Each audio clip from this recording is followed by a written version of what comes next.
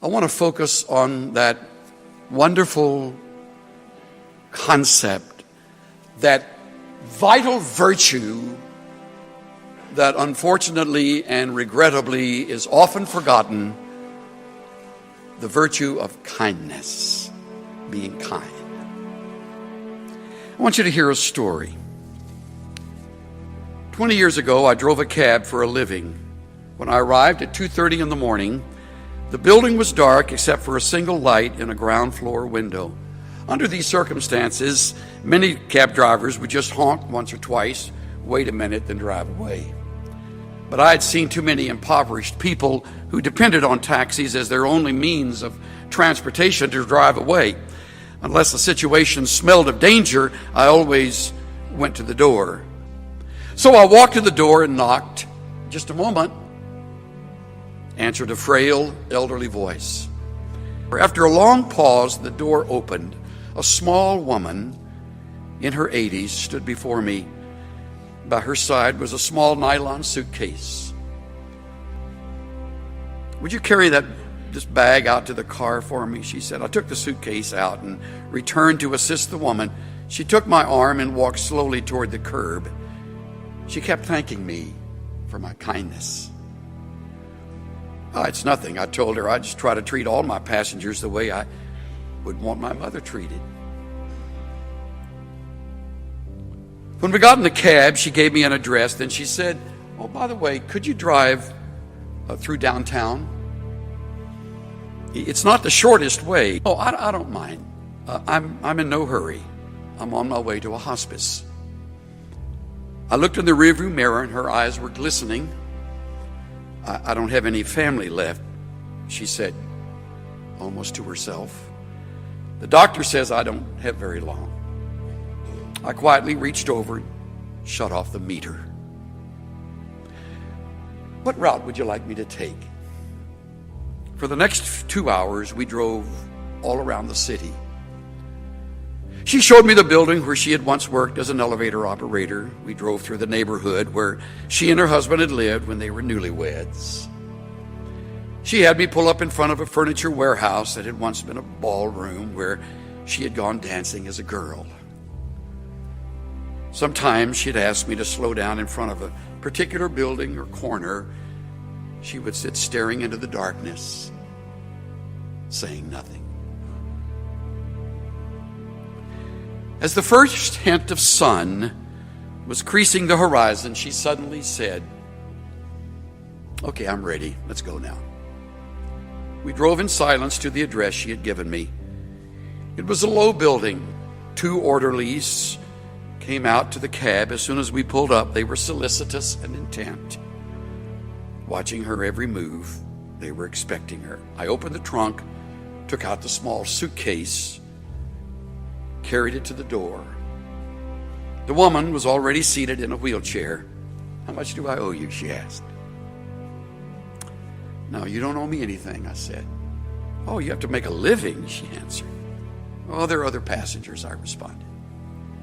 Almost without thinking, I bent over and gave her a hug, and she held on to me tightly.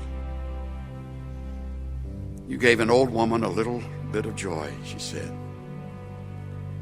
"Thank you."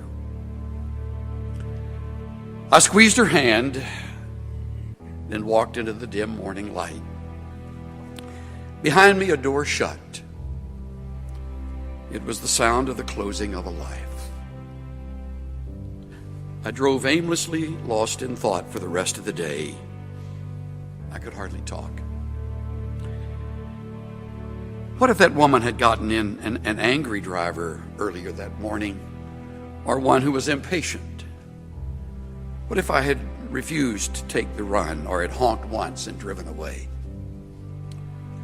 On a quick review, I don't think I have done anything more important in all my life. I love that story. It sort of helps me allow life to make up its mind again.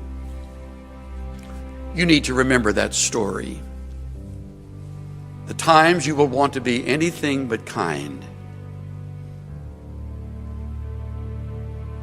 because it is so much easier to bear a grudge and hate in return, or get back, or get even.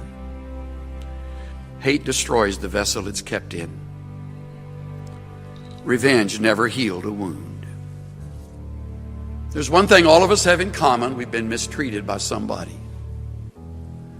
Some of you have known abuse, misunderstanding, and all of this has a way of siphoning your tank of kindness. It can make you hard, and you can get on with hard. You can get along with it. In fact, some will even respect you more because you're tough. But I urge you not to be.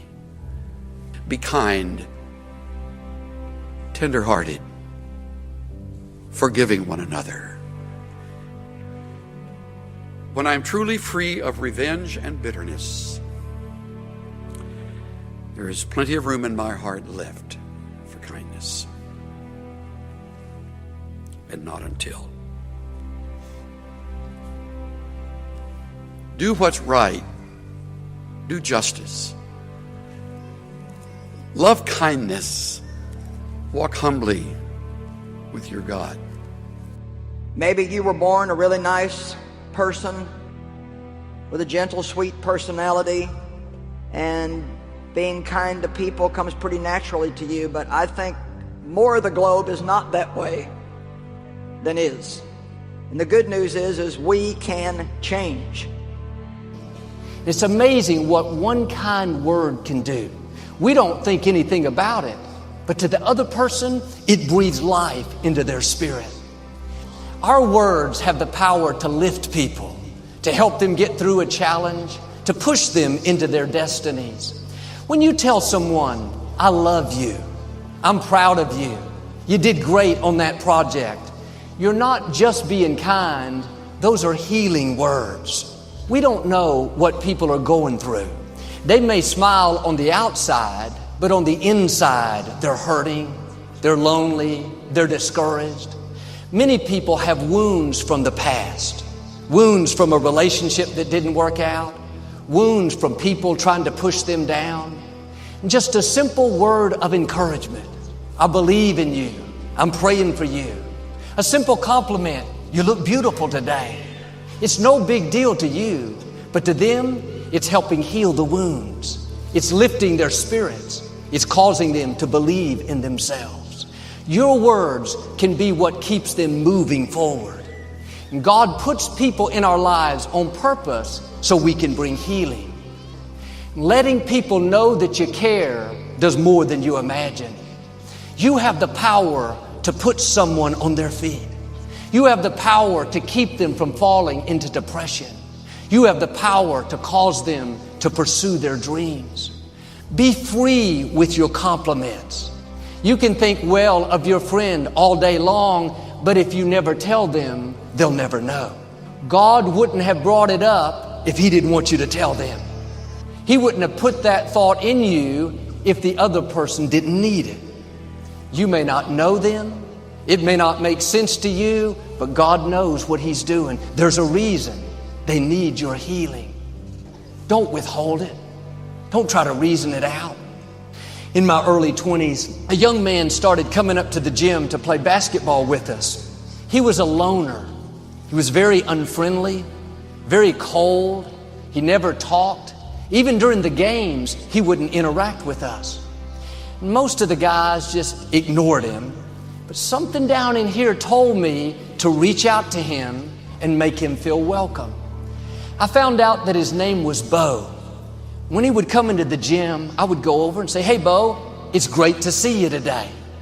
He never said anything. He just hit his chest twice and walked away.